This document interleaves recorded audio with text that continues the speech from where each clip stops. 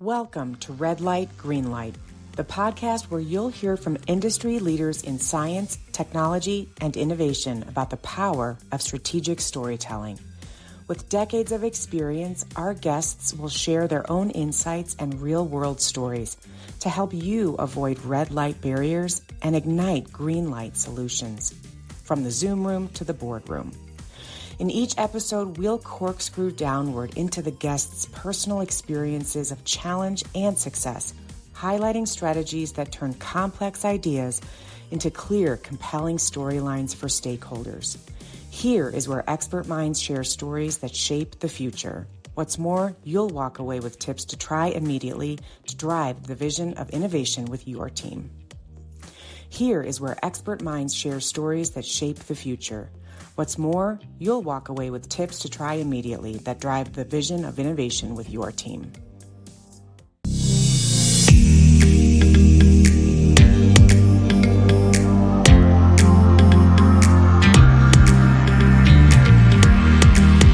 Hi, everybody. Welcome.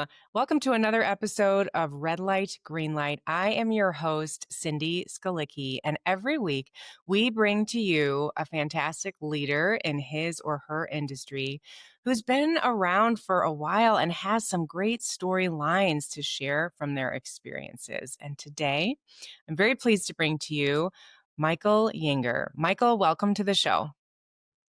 Thank you very much, Cindy. Happy to be here. Yes, it's so great to have you here. Michael is a senior RPO director at Korn Ferry, which stands for Recruitment Process Outsourcing. Is that close? Tell me more about that role. That's right on target. Quick lead right in. on Yeah, target. tell us a little bit about yourself, Michael, and how you arrived at this space in the industry and where you're calling in from. Well, that's the easy part. I'm calling in from Charlotte, North Carolina, Okay, where I've been great. for 11 years now. Mhm. Previously in New York and Chicago and Singapore, lived in a lot of different places around the world. Awesome. I've been in this industry about 23 years. This Okay. particular job came after a period of time working on a startup, Mhm. and that was all during the COVID period. Mhm. Uh, This is an interesting industry. It's very much like consulting, which is where I spent some of my earlier in my career, doing both transportation consulting, but also technology consulting. Okay. And I was brought in to be a process person, and I Mhm. turned into running engagements and then overseeing engagements. And so I've done a number of different things in this industry, but it's been an interesting timeline. I like to say this is at least the third half of my career that Nice. I've Fantastic. done some very different things in my life. People look at me and say, "What is that career projection?" I say, I go where the opportunity is, or in some cases Yep. go where I had some interest. And this has been the longest I've been in any particular place in talent acquisition, which is where I would Okay. say I am. I'm in talent acquisition, Yep. Yep. although it's helping other people acquire their talent, hence the Right. outsourcing. I Other love that. people allow us to do their hiring for them. That's the Yeah. nature And I of this wanna particular business model. we haven't had anybody on who's worked in that niche area. I'm curious about that. So but I'll get to that in just a second. One of my questions that you kind of just lit up for me is, with a path like yours, and a lot of us have had seemingly random paths, right?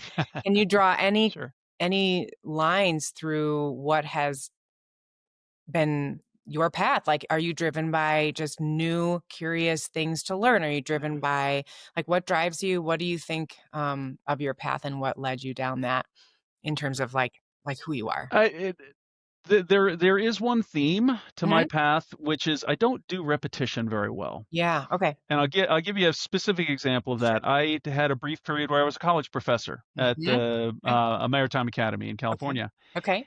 and I realized after the third time I was teaching the class that I was no longer really engaged. I was kind Mhm. of dialing it in. And the way I knew that is that the current events section of my class, I was teaching a Mhm. general business class, and the Mhm. current events section was getting longer and longer and Oh, longer, interesting. Yeah, for sure. That makes less sense. interested. And so I said, I'm not doing right by these students. And so I went and I found another job in the same industry, transportation industry. But what I find keeps me engaged Yeah. is uh, doing different things. I Yep. may be using the same set of tools with what I'm doing, but it's what drew me to consulting, Yep. because with consulting you have many different opportunities, different clients, Mm-hmm. the engagements. And that's the thing about the RPO space, which is Mm-hmm. different. Some people say, well, RPO is like staffing. Staffing is where you're hiring temporary people. Right. Not the same. That's very Mm-hmm. repetitious, and it's very fairly homogenous. Mm-hmm. The RPO space is where we're hiring the full time, Yes. and every client is different. Sure. What they want, what they're looking for, how they want you to work, and Mm-hmm. so there's a lot of variety, and Mm-hmm. that keeps me engaged, it keeps Yeah. me 100%. energized, and so rather than fight how I see myself, I'm Yeah. just sort of leaning into it. Yeah, no, I think that's so great. And I want to pick up on one of the pieces you said about your insight. I found Hmm. that I was teaching current events longer and longer as I was teaching this class. And that was a key, a sign, a little symbol that you Yep. picked up on. And I would be curious. It sounds like you probably help other people find those keys inside themselves to determine where they would fit well into an organization from a talent perspective.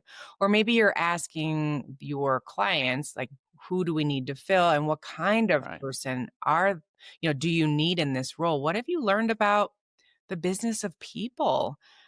Yeah. Michael, I mean, it's got to be so complex. And how do you get good at being the RPO? Like, that's is so different. Yeah. Well, the thing about RPO, which is you're you're helping people find a job, and Mhm, you're helping the clients fill a need. So those are two mhm, good things, right? There's mhm. there's there's pretty much a good win-win opportunity Sure, in that situation. sure.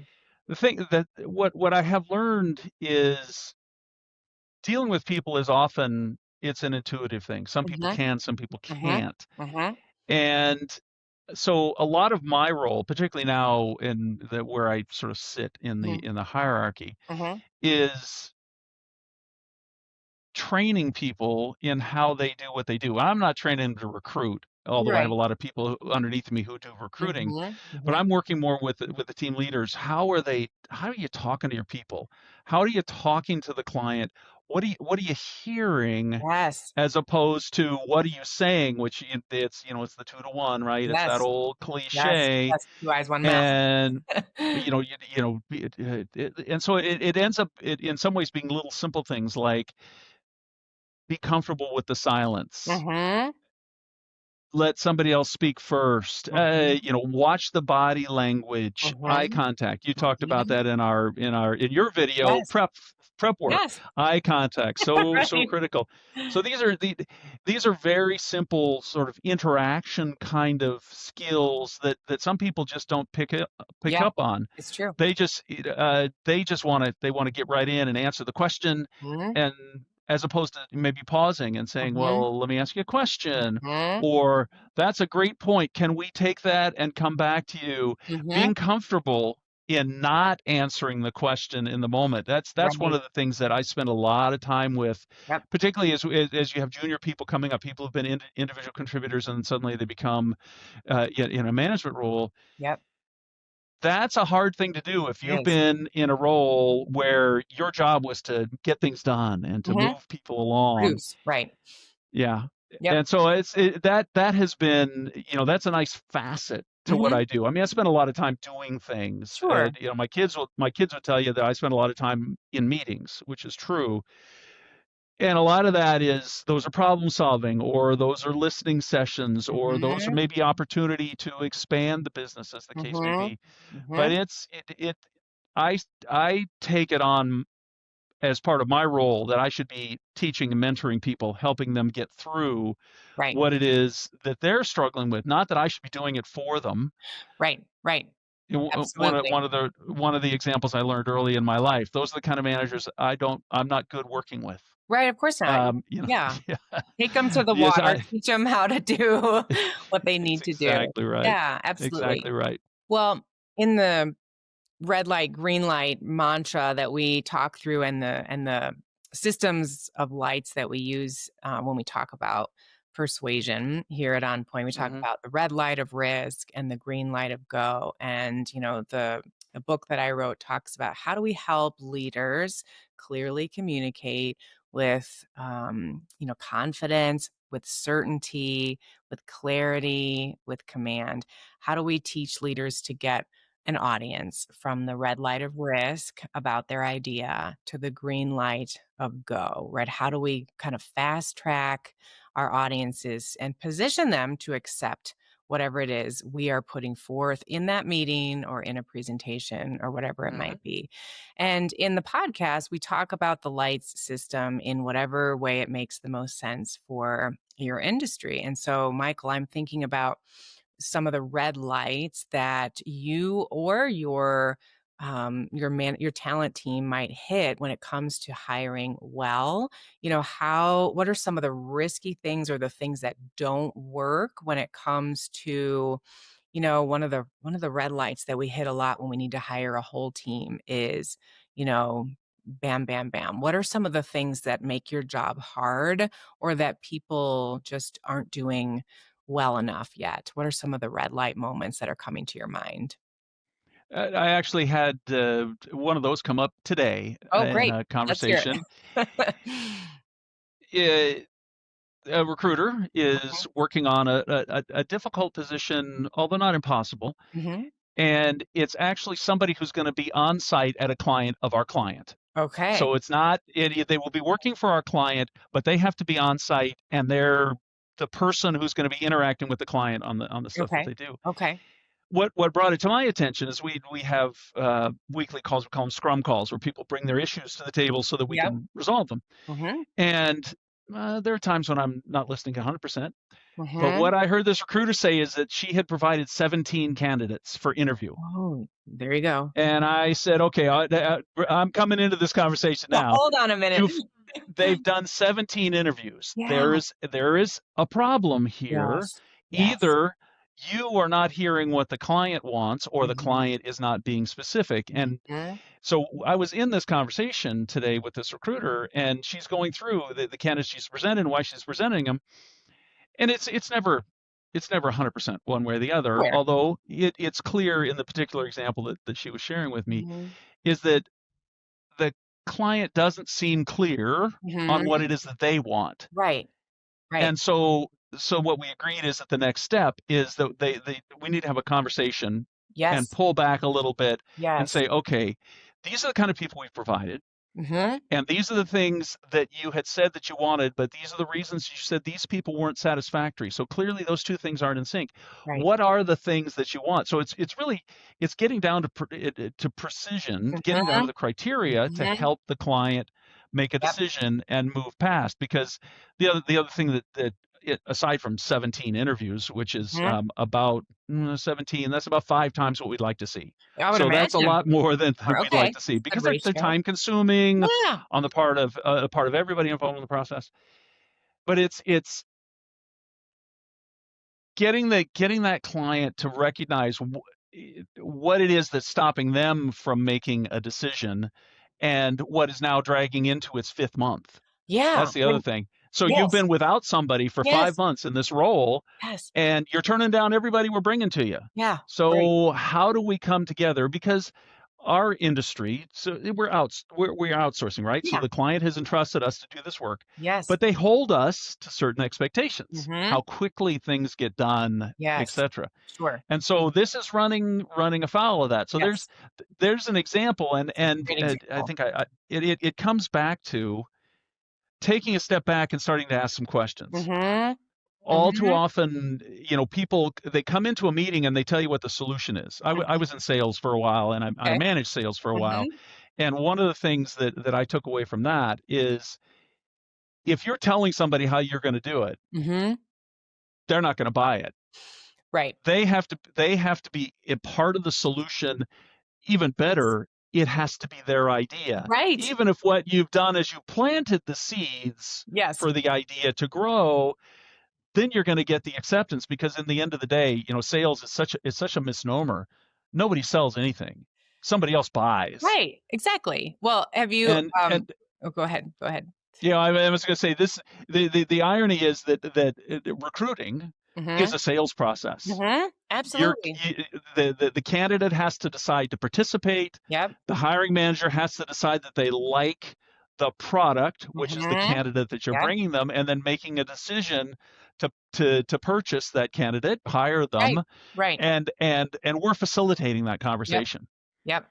And Exactly. so it's a very interesting, as I say, it's a very interesting industry to Yes, be in, and interesting there's dynamic. It a lot reminds of me of like yeah, Major League Baseball trading players, right? It's like, sure, how do exactly, we very how does analogous. this person line up with skills? Are they a 5-point player where they've got throwing, catching, fielding, pitching, whatever the five things are that you need for excellence on the field? Are they, where do they fall? I don't know if you've ever seen the movie My Big Fat Greek Wedding. But Sure. there's a scene where it's like, we need to make the dad feel like it's his idea and he needs to be the one who has this bright idea. And that's exactly what you were saying about it Yeah. needs to be, generated. There needs to be skin in the game. And that can be in the format of like ideas that we are co-creating together, right? And I can imagine maybe when you left that meeting today thinking like, maybe we need like to draw a line that's like, if you have passed 8 interviews and nothing is good, that's when you and I need to talk and Oh redirect, yeah. right? Like, Oh yeah. yeah, That was my, as I say, my ears perked up at 17 yeah, because our general rule of thumb, if it's more than 4, then there's a problem, yeah. So interesting. So right? interesting. Hey, listeners, super quick station break question for you. Have you ordered your copy of my new best-selling book, Red Light, Green Light? Check it out. Grab your copy today at onpoint-communications.com/book. And now back to the show. Yeah. Well, and to your Yeah. point, the green light pieces, right? The things that make this process go smoothly relate to obviously the opposites of those things, which is Hmm. specificity, which is, really sitting down and deconstructing the role, understanding what the skills are, what the leadership profile ought to be, what I'm just guessing, right? But maybe you can Hmm. fill in some of those blanks about when it goes really well, what have been the green light things in place, that you would add to that? I think that the ones that go very well are ones where the recruiter underst- takes the time to understand Mhm. how the hiring manager thinks about things, and that comes from Mhm. questioning, Mhm. right? It's what's important, what is your decision criteria, where have you seen this kind of skill before, what kind of a person Right. has, have you hired that has worked well, or maybe what kind of person that you've hired in the past hasn't Mhm. worked well. Mhm. There's exploring the parameters of that, and I will say that, like a lot of other things, repetition with the same hiring manager and recruiter really generates a very Yeah. a Sure. good rhythm, right? Because Sure. you got to Sure. practice. You're not having Yes. to go through the storming, forming portion of this Right. relationship that Yes. you're already we Yep. and so we provide tools to Mhm. the recruiter. We give them templates that they can use Mhm. to not so much to guide the conversation, but the kind of information that you need to Mhm. get. We will Mhm. do coaching. We'll do listening to Mhm. see are there things that they could pick up and that they Mhm. could do a little bit differently. Mhm. Mhm. And it all comes with preparation, like anything Well, else. yeah, it's interesting to hear you say that, we've done a lot of work with occasionally. It's not like our mainstream of work that we do, but I'll often get calls about like, can you help me prepare for this interview that I have? It's really important Right. to me.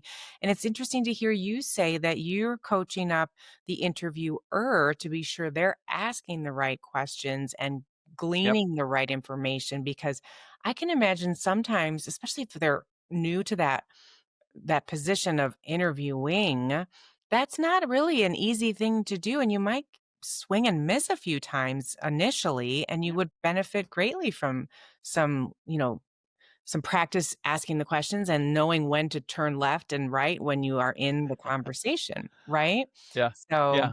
yeah, very interesting. Okay, I have a question because there's 2 Okay. people in my orbit, at least, that in the last couple of months have shared stories about a person they had hoped to hire for their organization, a big, Hmm. 250 organization.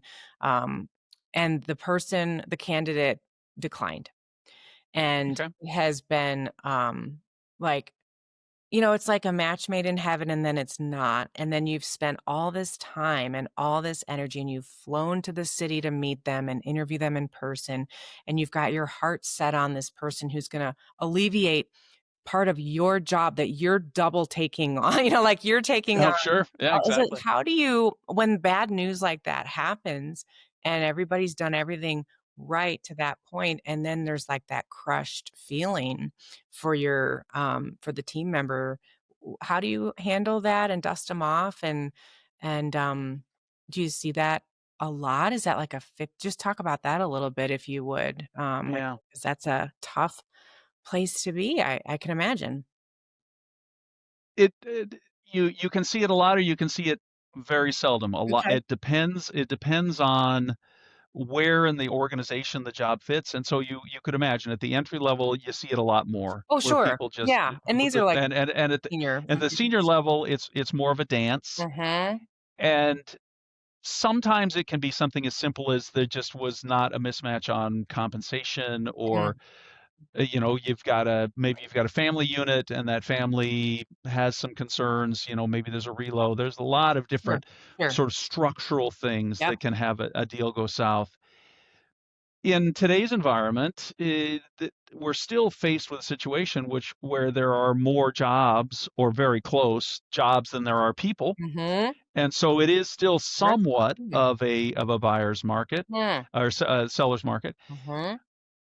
The person could be using you as a way to negotiate something with their current location. Mm. Hmm. And so the way we deal with it is we look to understand Mhm. what we can about what the reasons might have been, if the candidate was Mhm. willing to share why it was that they made the decision, why they turned the Right. opportunity down, because Right. those become learning opportunities in themselves. Sure. In my current client relationship, early on, we heard very often it was salary. And Mhm. so we adjusted our process Okay. to validate salary expectations right up front and match that with what the salary possibility was for the Okay. alternative. Okay. Somebody's coming in and they want a buck 50 and the job taps out at 110. Mhm. We probably shouldn't even be talking. Let me Right. get back Right. to you when there's something else. Maybe you know somebody else who would be a better Yes. fit for this job Yes. than you are today. That Yes. kind of a conversation. So you're you're dealing with the things that can trip you up Yeah, bust the as objection early. early. Right. Yeah, that's exactly right. It's identifying the ejections where, are you really willing to reload? Have you reload in the past? I Yes. know you can't ask about kids and Yeah, family and or those kinds something. of things, but Mhm. you can create a conversation such that Sure. people, the other person on the, that you're talking to, begins to understand what's in it for them, Right. and maybe what's not in it for Right. them, Right. which could become a deal breaker. Yep. Recruiters, they pretty quickly get over this. Now, the hiring managers may be a little more, it's because they don't do this as Right. much, That's the but ones recruiters I'm talking learn to. to work through Yeah. this pretty quickly. Yeah. Most of my Sure. recruiters they're dealing with, 10 to 25 recs at any given time. Sure. Sure. And so they're hiring 10 to 15 people a month. Mhm. So they pretty quickly get Thick to go through skins. these Yeah. experiences and Sure. learn to deal with, as you say, the Yeah. disappointment Yeah. that Yeah. comes with it, because a lot of work goes into it and there's a Right. lot of investment on the part Yep, of the it is. recruiter that Yeah. Time, money, doesn't get paid travel, off. Right. mindset, Exactly. all these things. Well, and it's also, a question I'm thinking through about generations, which I'm sure you Hmm. get asked about a lot. A couple weeks ago, I provided like a keynote and some training at a Denver conference, and I was sitting there for lunch with the team, and a couple of gentlemen were asking more about things that we do. And one man said he has triplets, and he said, and they're like 25.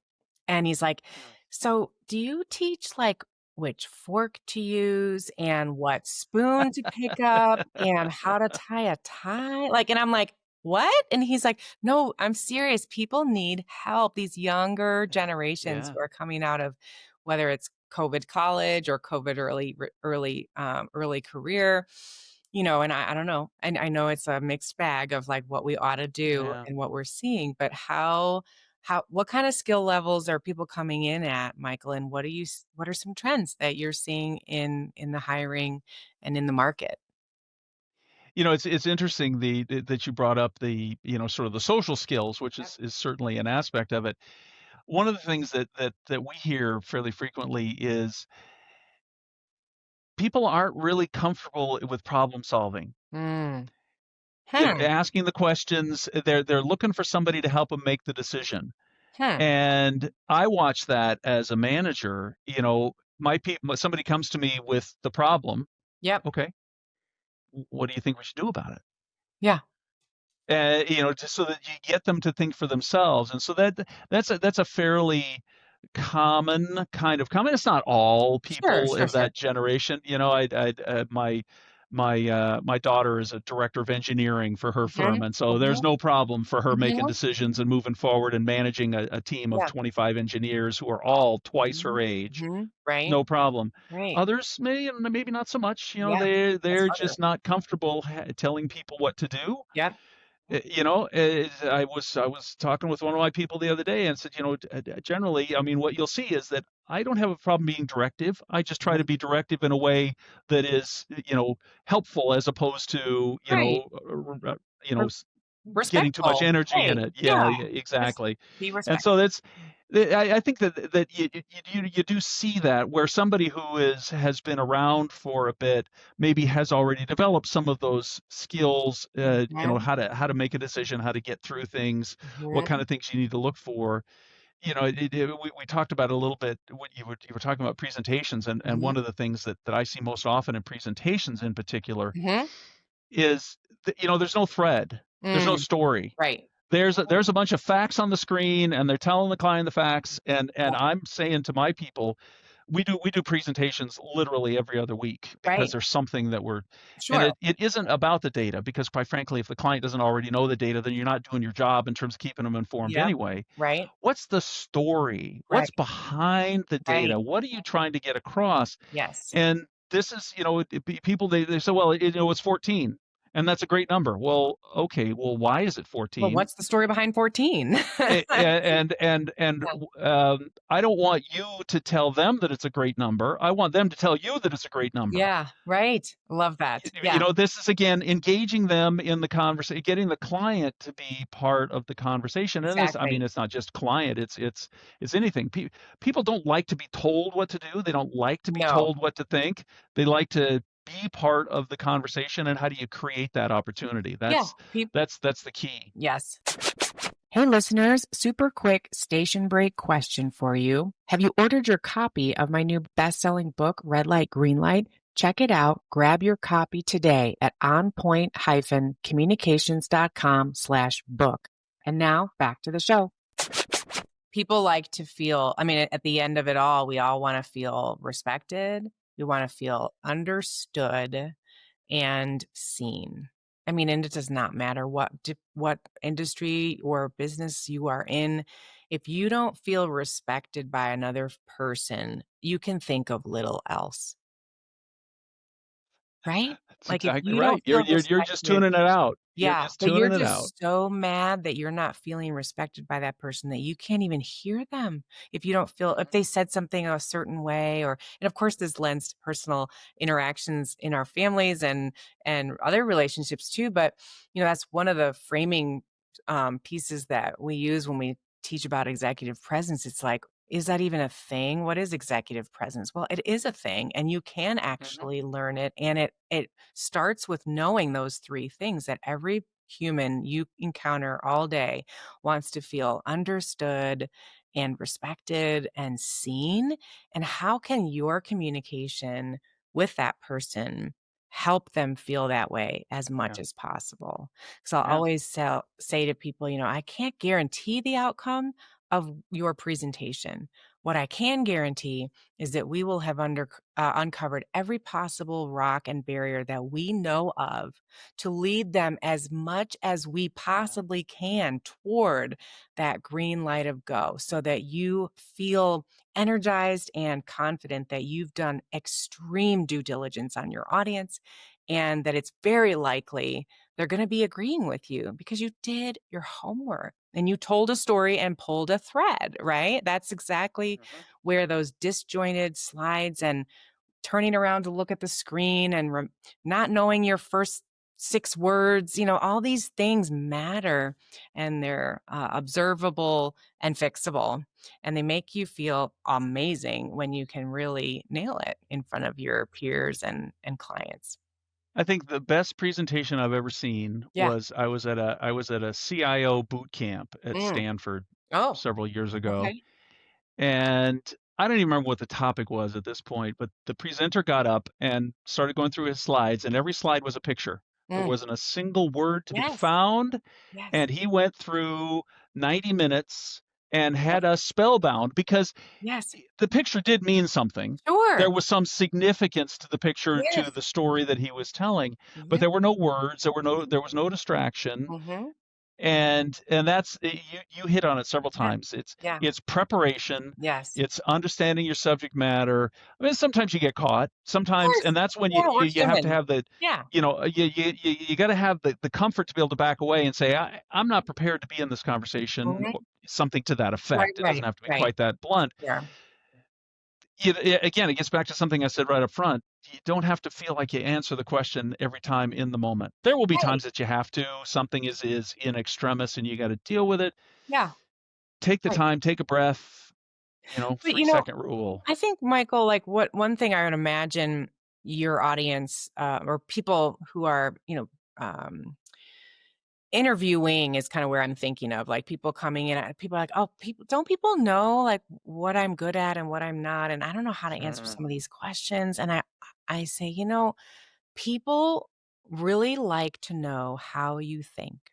Not just what you think, but how do you think? Show them, like, behind the curtain how you problem solve, how all you right. see a situation. When I work with, like, a senior director presenting to the president or upper echelons of their leadership, it's like they think they don't there's nothing I can say that they don't already know, and I say, "That's not true at all. The reason that Yeah. you're there is because 'cause you're the expert in your business Yeah. unit, and they absolutely wanna know what you see from your vantage point and how you live and breathe in that fishbowl all the time when they just walk past it once a week and they don't know."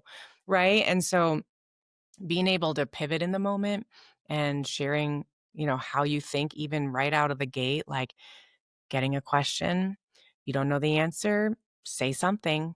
Say something. Say, when I hear you say that, I'm thinking a couple of things actually. This one, and I'm thinking this one. Is that what you'd like to dive Right. deeper into? Just being vulnerable and authentic is what I think you were kind of getting at.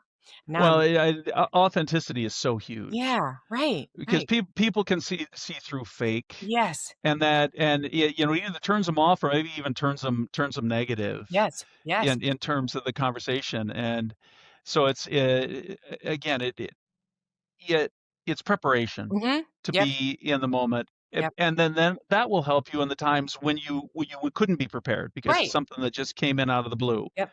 Exactly. And there will be, in any situation, there will be those kinds of times that Right. you just, not something you can't anticipate. Yeah, and and being and the human. practice of preparation, yeah, exactly, the Right. practice of preparation is what's going to help you. Yeah, exactly, exactly.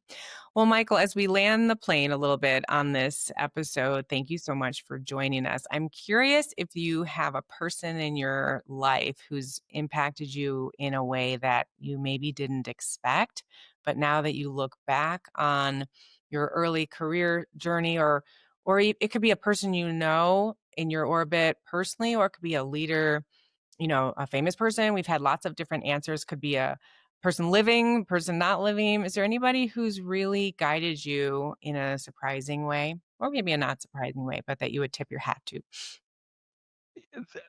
There's not a single person, Okay. Cindy. I will say that. I have fairly eclectic interests, Okay. as a lot of people do. Sure. I don't think that makes me particularly Mm. unique. Yeah. And so I've had a number of bosses over the time where there are still things that come back to me that they have said Mm, or they have done. mm, Sometimes it's a negative example, mhm, um, and other times it's a positive example. And so in some ways, I would say that I'm an amalgam of that. okay. And perhaps the single thread that I carry through, that when I do get feedback, when people tell me what is it like to interact with me or to work with me, Mhm. I see those pieces. It's the listening, it's Yes. being empathic where you can. Mhm. There are a lot of things that we tie to it, the emotional, Mhm. the EQ Yep. versus the IQ and those kinds of things.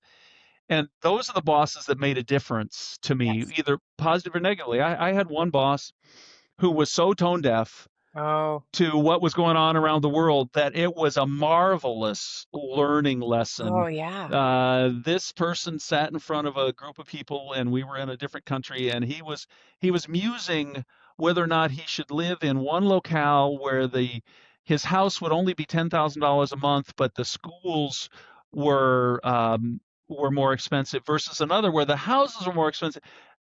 It was like, oh, Man, know your definitely. audience, dude. Yeah, Know right, your right. Oh, audience. jeez. That's I mean, so, a so lot. it's very often those are the ones that stick with you. And like, Yeah. oh, am I doing something like that? Am I creating this picture?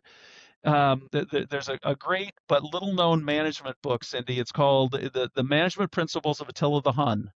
Oh, okay. Uh, and one of the principles of Attila the Hun is Attila should never dress better than the Huns. And so Right. here's this guy who he just had no sense of what No. he was saying to Oh, this room of oh, people. that's a terrible feeling. Um, Yeah. yeah, and there's a good lesson there, right? There's a lesson in knowing your audience Yes. and knowing what's appropriate in the conversation. And Yes. so I Well, pick pieces. I mean, if you want to say if there's one person, yeah. I quote Yogi Berra a lot. Okay. Because as odd as he is Yeah. to people, Yeah. I'm a Yankees fan, and Yes. so you run across Yogi Berra. And the one I quoted the other day, I said, okay, I'm going to quote Yogi Berra. If you don't know Mhm. where you're going, how do you know when you get there? Right. Yeah. Oh, that's great. And it was perfect for the moment, because Yes. what we were struggling with is we had a solution in search of a problem. Oh, wrong We got way. to do Right. this. We got to do this. We got to. Right. Right. Why? Right. Right. What are we trying to fix? What's broken? Right. What Slow isn't down. working the way you want Mhm. it to work? Instead of just, well, you got to do this. Mhm. Mhm. You don't say no, because that doesn't work either, Right. because then you shut them down. Mhm. Right. It's, what is it that we're trying to fix? Or it's like, when Let's let, should we do you know, this? Yeah. yeah, then there's timing, and there are all other kind of things that come into it. But yeah, Yogi Berra. No, I love that. I love that. Well, and I love baseball, and I love good quotes. In the winter months, I've been reading lessons from Joe Madden, the World Oh, Series sure. manager from the Yeah. Chicago Cubs, which is of course Yeah. my team. And I actually did a few video tips with him, not with him, but using his quotes, because the leadership lessons in this book are just fantastic. Did you know, first of all, that he's one of four Major League Baseball managers who was never a professional baseball player? I didn't know that. Yeah. I know that about basketball, but I don't know that about Yeah. baseball. That's It interesting. was so interesting, and it's just Yeah. his Yeah. storyline and some of the things that people taught him when he was going through some really gritty moments were just, there's a lot of lessons in baseball or any sport that we can find Yeah. Yeah. lessons Yeah. everywhere. So, well, Michael, Yeah. thank you so much for joining us today. This has been My such pleasure. a pleasure. What an interesting lens, you look through and have your eye on when it comes to the economy, and in Yeah. really the truest sense of the word. You're part of the engine of hiring and emboldening organizations to bring in incredible talent to drive innovation and business forward. So I suspect that's a feeling that's, you have pride in that, and it's Yeah. pretty Absolutely. a pretty cool Absolutely. place to sit. So Yeah. that's really exciting. Um, Thank you. yeah, absolutely. Well, we'll be back in touch again with you in a potentially future episode as we look for That'd be great. trends, perhaps in the Yeah. coming year. And thanks so much for being with us, everybody. Thank you for being with me today as we bring you another episode with another amazing leader. Tune in next week. We drop episodes every Friday. Make sure to pass this one along to someone in your orbit who might like it.